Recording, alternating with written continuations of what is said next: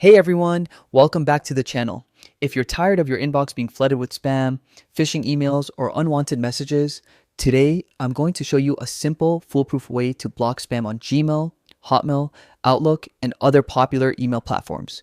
Stick around because in just a couple of minutes, your inbox can be cleaner and safer. First, head over to the official Microsoft 365 Outlook login page or your preferred email service and sign in with your credentials. If you're already logged in, you can skip this step and move straight to your account settings. Once logged in, look for the gear icon in the upper right corner and click it to open your account settings. This is where the magic happens for controlling spam. In settings, go to mail and then junk email.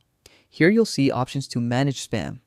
Use the blocked senders and domain section to add email addresses or entire domains that you never want to hear from again.